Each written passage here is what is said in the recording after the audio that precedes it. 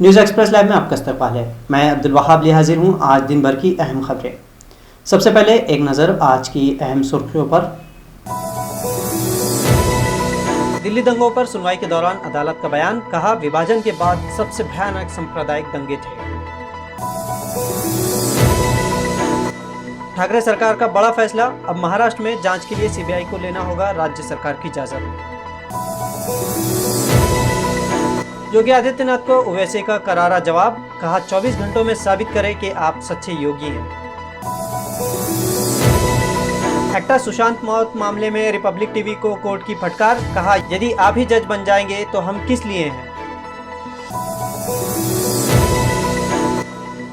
Mumbai police commissioner Parambir को अर्नब गोस्वामी का challenge, आओ लड़ो हमसे, हम तैयार हैं। अब खबरें तफसील से। दिल्ली की एक अदालत ने गुरुवार को कहा कि इस साल फरवरी में दिल्ली में हुए दंगे राष्ट्रीय राजधानी में विभाजन के बाद सबसे भयानक सांप्रदायिक दंगे थे। कोर्ट ने कहा कि ये प्रमुख वैश्विक शक्ति बनने की हसरत रखने वाले राष्ट्र की अंतरात्मा में एक घाव है। अदालत ने कहा इन दंगों ने विभाजन के दिनों में हुए नरसंहार की याद दिला दी और इतने कम समय में इतने बड़े पैमाने पर दंगे फैलाना पूर्व नियोजित साजिश के बिना संभव नहीं है। एयर पॉल्यूशन के सबब दुनिया में पिछले साल लगभग आधा मिलियन बच्चों की मौत हो गई।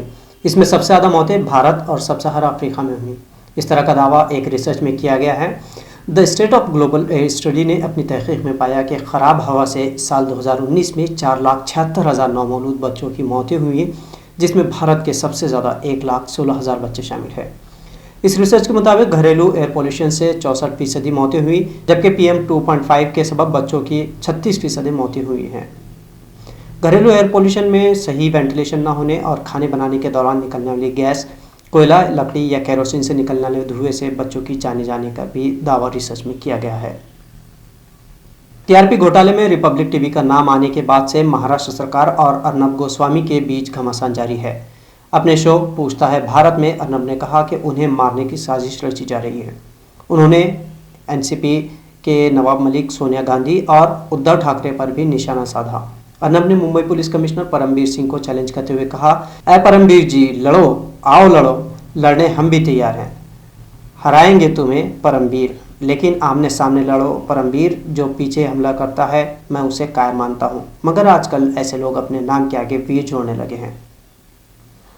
रिजर्व बैंक ऑफ इंडिया के पूर्व गवर्नर रघुराम राजन ने आज सरकार को हिदायत देते हुए कहा कि आत्मनिर्भर भारत पहल के तहत आयात यानी इंपोर्ट के खिलाफ जाना सही नहीं है। हालांकि भारत ने इससे पहले भी कोशिश की थी, लेकिन कामयाब न हो सका था। इंपोर्ट की अहमियत पर राजन ने कहा कि हमें एक्सपोर्ट करने के लिए पहले इंपोर्ट भी करना होगा और चीन ने जिस तरह खुद को एक्सपोर्ट करने में कामयाब किया है, उसके पीछे उसकी असेंबलिंग पॉलिसी कारकर्दगी है। चीन ने पहले सामान इंपोर्ट किया, फिर असेंबलिंग की, उसके बाद एक्सपोर्ट किया।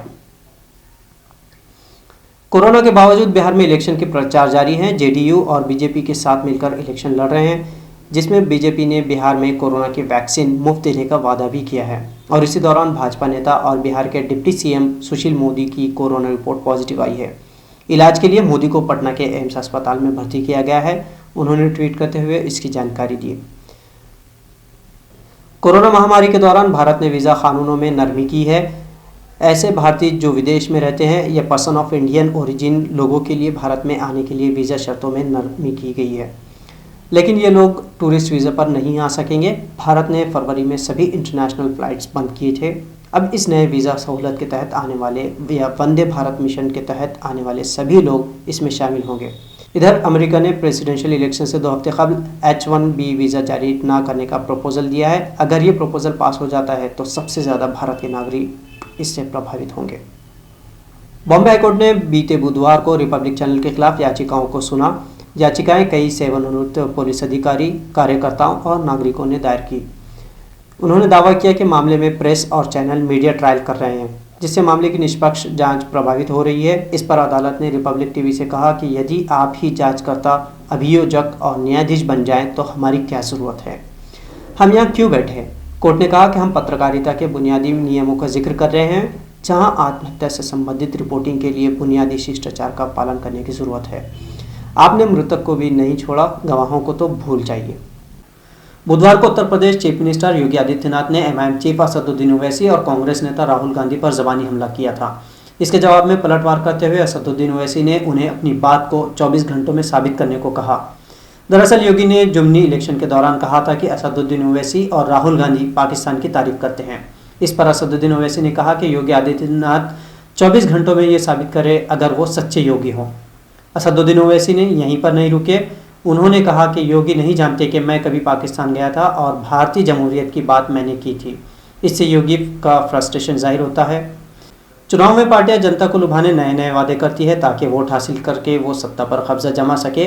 भारतीय जनता पार्टी ने बिहार इलेक्शन के दौरान बिहार में 19 लाख नौकरियां और कोरोना की वैक्सीन मुफ्त देने का वादा किया है। बिहार विधानसभा के अपने इलेक्शन मैनिफेस्टो में बीजेपी ने 11 बड़े वादे किए हैं, जिसमें एक साल के दौरान 3 लाख शिक्षकों की भर्ती करने का वादा भी शामिल है। फाइनेंस मिनिस्टर निर्मला सीतारमण ने मैनिफेस्टो जाहिर करते हुए बीजेपी बिहार में IT हब भी बनाने के वादा किया, जिससे 5 लाख लोगों को रोजगार मिलेगा। इस मैनिफेस्टो का नाम गंगा मैया के नाम की कसम के साथ जारी किया गया है।